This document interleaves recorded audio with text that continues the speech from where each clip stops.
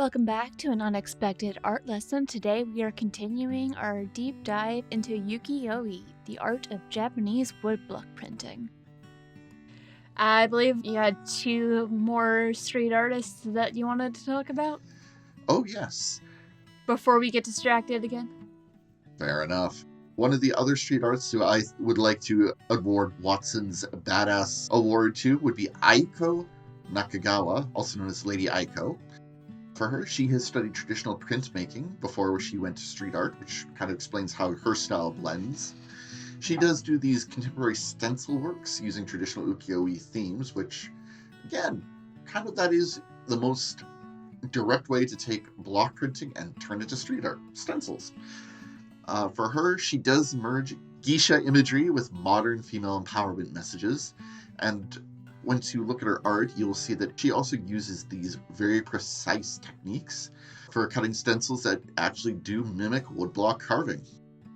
Yeah, looking at the piece on her Wikipedia page, which is a red-haired woman from the bag, and it looks like she's got a tattoo covering most of her back with two lovers kissing and some flowers, and there's elements of what looks like it's meant to be rippling water, perhaps something from a waterfall around her with flowers, and then there's a butterfly. I'm also slightly distracted by this part that says when she was in college in Tokyo, she created a private television station. Thus the Badass Award. I love her. The broadcast could be picked up within a 3-kilometer radius and generated local press coverage before the government sent her a letter ordering her to desist. Well, it looks like she may have done that for more than one desist letter. She's like, okay, I'll do something else then. She has worked with many notable street artists across the world as well. Banksy is one example. Also with artists Patrick McNeil and Patrick Miller. Yeah, I'm just looking at some of both her line work. It's very clean and precise, which is impressive to do with spray paint. I know some of it has to do with stencils, but that's still not an easy thing to pull off, I would imagine. And her use of color is very well done. It's very striking. And the one with the woman who is, in my mind, she's standing before a waterfall. The blues are very soft. The pinks of the flowers are also soft, but the hair of the woman herself, as well as the woman in the tattoo on her back, they're very bold and bright. The person's hair is orange. The figure in the tattoo is more of a red color. It's just using those colors in that way makes it pop. Yeah, that's a fantastic analysis of this piece, and I agree. The fact is that her stencil designs are just that sharp that she's also able to make that with spray paint, which just gives it a very, very striking definition. Her work feels closer to the traditional feminine without actually being the traditional feminine. Like, the shape of the woman fits, but the other details almost rebel against it. Like, she's like, sure, I'll accept this. I'm going to own it and make it my own. I like her. I want to be her friend. Anybody who puts up a pirate television station just to do their own thing gets my respect right off the hop. Agreed. Also, her art's just really, really pretty. I haven't seen a lot that use her exact style, but I can absolutely see the reminiscence and references to ukiyo-e, but she made it her own in a way that I think is impressive, and it appeals to me. My brain likes it. How to tell I'm neurodivergent? How I phrased that, my brain likes it. Hey, you know what? If it works, right? Yeah, exactly. The other thing is that In her case, even though she has worked with a lot of more big name street artists, she has gotten her chops. She has done work on tunnels below the Two Scene Arts Center with representations of silhouettes, women, angel, Mount Fuji's butterfly, flowers, and a rabbit holding an aerosol paint can. Basically, from a street art perspective, if you're doing work in tunnels, it means you're doing that just to show you can. And usually that's also where many of the other artists will then go to look to get their inspiration. And just seeing how sharp the stencils are, and unlike a lot of more modern street art where they complete their line work, she doesn't, which also I think adds to the sharpness of her images. Yeah, it feels like it's a sketch, but it also feels complete. It doesn't feel like there's something missing. It feels very intentional, from the placement of the color to the sharpness of the lines to whether certain shapes are softer or not. Feels very intentional. All the details coming together to tell a story in a way.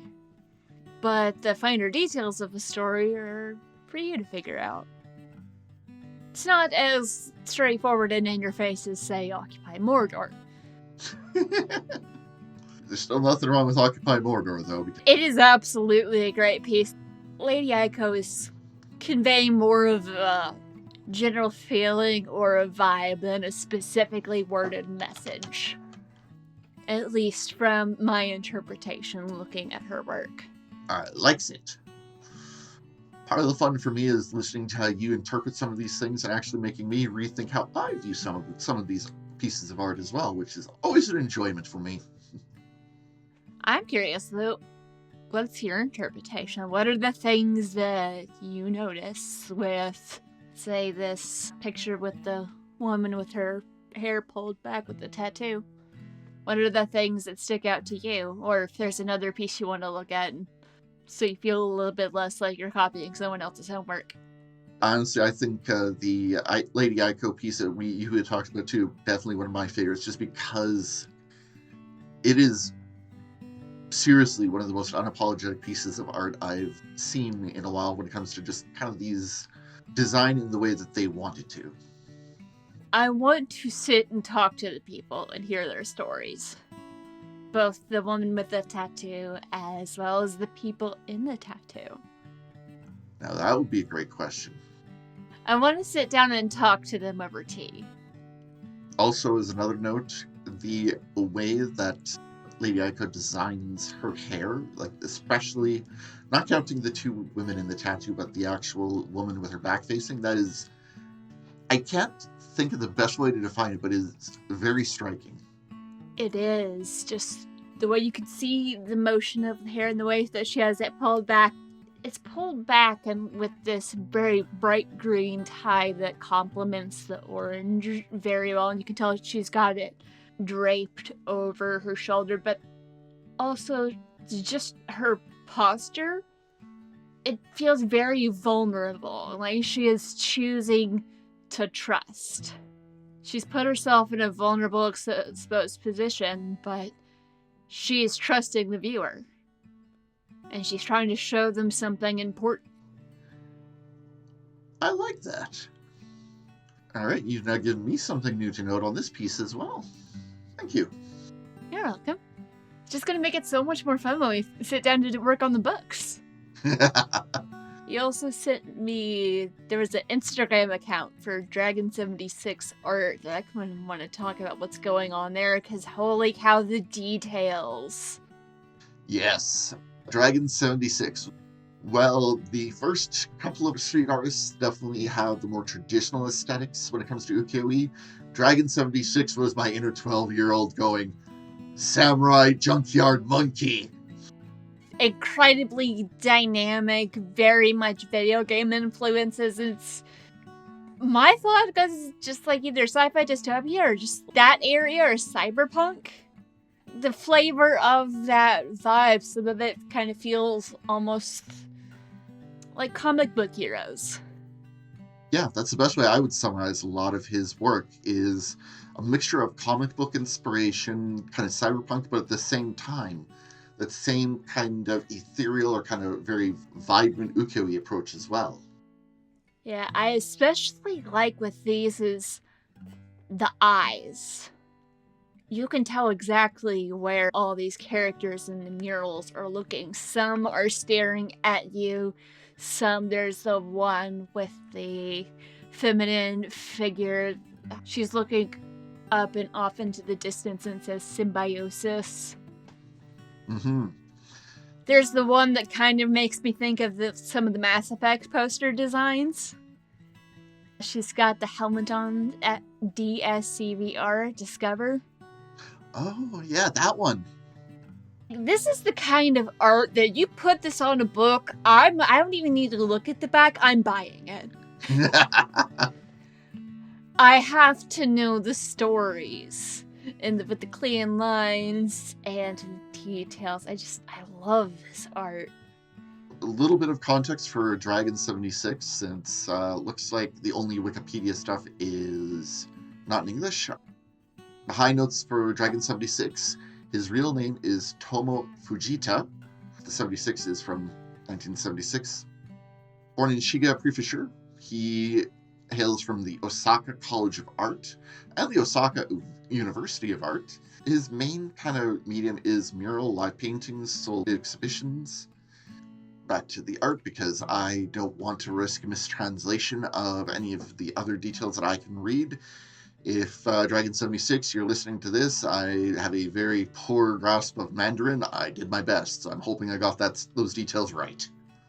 Yeah, just looking at one of his most recent posts, it was a mural done in Chicago. Mm-hmm. And it's the gorilla with the samurai sword. He's got a helmet that looks like it was almost scavenged, or... No, the whole helmet doesn't look like it's been scavenged, but it looks like parts of it might have been replaced with stuff that was scavenged, as well as the rest of the armor. And just the visual difference between the detail of the fur around the face and the nostrils and all of that versus the smooth fluidity and just the two-tone smoke that is passing in front of and behind him is stunning. Yeah. Even the smoke being more simple almost in design, it still carries a level of precision. And the detailing of, you can see the wear on the helmet, specifically like where just above the eyes, you can see where some of the paint is starting to chip off. Gorgeous. Full respect, I can't imagine how long that would take. I would go with a long time. I really do like how it has kind of taken bits of street art, cyberpunk, added the classic ukiyo-e kind of vibrant colors with the smoke and the scene in the moon background, and even a little nod to another sect of street art, sticker punk, on the helmet. Yeah. A slight distraction because I stumbled upon a video of him working on it and just seeing how he gets the details. Amount of time and practice it must take to be able to just look at something and be able to, like, watching as he's doing works for, like, the way light reflects on something. That had to take a lot of study. Almost makes me wonder, like, if there's, like, a sketchbook or something somewhere where he practices kind of what he wants it to look like. I mean, some of them he might be able to freehand if it's based off of something that he does often. Mm-hmm. I'm gonna close that, because otherwise I will keep watching. I do enjoy, like, seeing the artist process too. Like, so some of those, like, progress shots are just so cool to see. Yeah, it's fascinating scrolling through social media. My favorite thing is when I stumble across any sort of someone is making an art thing. Even if it's something really simple, it's fun to see. I love seeing people's processes for how they create things, because even if it doesn't fit the way I approach, we can still draw inspiration from what other people do and fold it into our own work. All the best artists can take inspiration from everything they see, and yeah, like you can, like the style Dragon 76 has. I especially love that he even does toys. I want one now. I'm currently looking at the piece of art, which is the man staring up at the sky, and he has the dragon flying around him, and the dragon looks like it was either made from scrap metal or has found a way to armor itself with scrap metal and pieces of things that's built over itself. I would think it was entirely made of that metal, but it's roaring and you can see the gums under the teeth and the tongue, so it's definitely got organic components, but it's also partially encased in metal. Almost like it's been armored, or maybe it was hanging out in a junk pile and brought some stuff with it. Yeah, the fusion of cyberpunk and Ukiyo-e aesthetics with this is just so cool. Feels like some of it also pulls off of mythology or mythological figures in combination with futuristic technologies or like dystopian settings. Never question the monkey samurai. Never. I would absolutely read the manga involving the monkey samurai. I gotta stop looking at that stuff because I'm gonna keep getting distracted. Oh, same. Big same. I will be following him on Instagram though, because that's just too cool. Yeah, I guess before we wrap up for today, we should do a quick review of where people can find our social feeds for getting inspiration on this stuff, or where we are going to post pictures of this stuff. Yes, we will be posting pictures on Instagram and Threads, and I'm going to go ahead and say it out loud, Blue Sky, so now I have to make one. And they're within about a day of the episode coming out. I will have the visual references up if anyone has questions or things that they want to talk about. You can find us on social media at An Unexpected Art Lesson, or if you want to email with questions, unexpected.artlesson@gmail.com. Because we will absolutely be sticking around for a very long time talking about so many other things. But I believe you had a bit of a conclusion for this, Watson. I believe I did. You do, that's why I said that. It's almost like I actually wrote stuff so I wouldn't forget things later. And that's why I had it pulled up, because otherwise I would not be able to remember or keep us on track. Fair enough. So yeah, wrapping this one up, from wooden block prints of Ito to the spray counts of today, the idea of hand-carved prints to digital pixels, the aesthetic take of Ukiyo-e continues to shape how we see these stories and tell them through images, through these glimpses of time, through the prints, through that one victory scene in Street Fighter. So I'm hoping that through this, when you're walking through city streets or navigating virtual worlds, you're seeing some of these stories and these ideas that we've shared with you today that come from the floating world of old Ito. Thanks for listening, y'all. Yeah, and also, if you have any pictures of some of your favorite examples of street art influenced by this, or if you happen to have any prints in your house, share the pictures. We want to see the art. We will put them up. Share the art, tell us your story, and we'll catch you all next time. You've been listening to An Unexpected Art Lesson featuring Brianna, Jean, and Watson, as well as the music of Rick the Whitebird.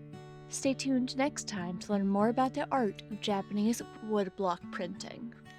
If you like what we're doing, you can follow us on social media and join the conversation over at An Unexpected Art Lesson on Threads, Blue Sky, and Substack. And you can also support us over on Patreon. Get early access to episodes and other fun things at patreon.com/anunexpectedartlesson.